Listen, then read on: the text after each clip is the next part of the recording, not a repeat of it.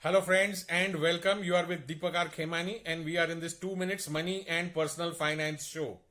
In the previous few episodes, we have spoken about the dynamic asset allocation funds, also known as balanced advantage funds.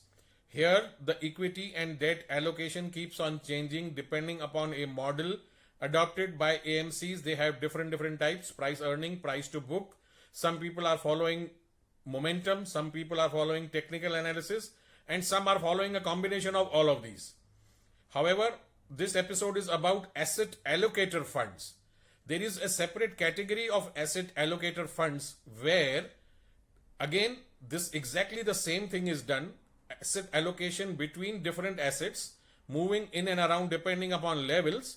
But there is a fund of SBI which is dynamic. It is called Dynamic Fund, and it has the option to move from 0 to 100% from any asset class on equity and debt, which means that there will be times when this fund will be an equity fund, and there will be times when this fund will be a debt fund, and no hedging is used in this fund. So it is important to understand that at times during when you are holding this fund, it may act as a debt fund, it may act as an equity fund, and at the time of redemption, you will have to plan accordingly.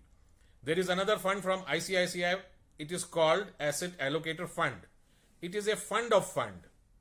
So the underlying is an equity fund and a debt fund, and the fund manager manages to move in and out of these two funds, not equity or debt as an asset class. The underlying is a fund. Similarly, Franklin also has a dynamic PE fund of funds. It is important to understand where you are investing. Is it a fund which moves out of equity and debt, or is it a fund of fund which moves out of an equity fund into a debt fund and vice versa? Always, as I have said, consult your investment advisor before taking any investment decision. Just do not go upon the name. You may end up owning a fund which could be a debt fund which is moving because of the classification between equity and debt. Always do not go by just the nomenclature, by the name of the fund.